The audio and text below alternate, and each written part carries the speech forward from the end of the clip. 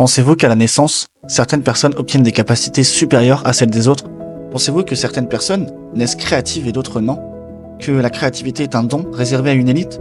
Non, la vérité c'est que vous vous trompez. La créativité, ce n'est pas un talent magique, c'est une vraie méthode. Une vraie manière de voir le monde différemment.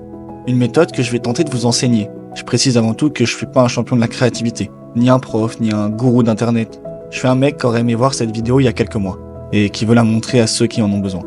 Bref. Avant tout, posons les bases. La créativité, ce n'est pas juste peindre des tableaux ou écrire des romans. C'est une compétence essentielle qui nous impacte presque dans tous les domaines de la vie. Prenons l'exemple d'Elon Musk. Il n'a pas inventé les voitures électriques, encore moins l'exploration spatiale, mais il a combiné des technologies existantes pour créer Tesla et SpaceX.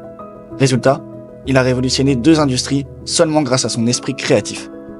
Prenons un autre exemple, Netflix. Avant sa création, il fallait louer les DVD en magasin.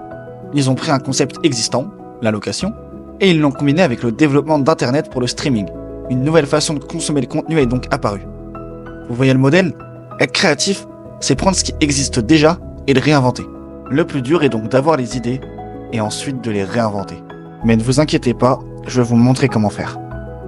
Comme je l'ai dit en début de vidéo, la créativité n'est pas destinée à la naissance.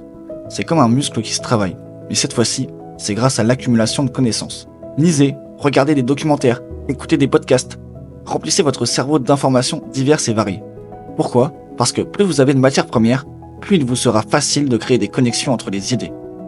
Mais pour trouver ces connexions, ayez un carnet ou une application où vous écrirez chaque idée qui vous passe par la tête, même si elle est insignifiante ou complètement débile. Parce que la créativité, c'est souvent assembler des morceaux de pensée diverses. Prenez deux concepts sans rapport et demandez-vous, comment les fusionner? Comment faire en sorte qu'ils s'assemblent? L'exemple parfait, ce sont les escape games.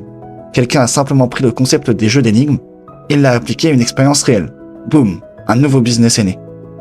Trop de gens pensent qu'ils doivent attendre le bon moment pour créer. Mais la réalité, c'est que la créativité vit en créant. Essayez, testez, échouez, recommencez. Albert Einstein disait, la créativité, c'est l'intelligence qui s'amuse. En résumé, la créativité n'est pas une question de talent, mais une question de méthode. Remplissez votre esprit d'information, notez vos idées, cherchez des connexions et surtout, passez à l'action. Parce que ce qui fait la différence entre une idée et une innovation, c'est l'exécution.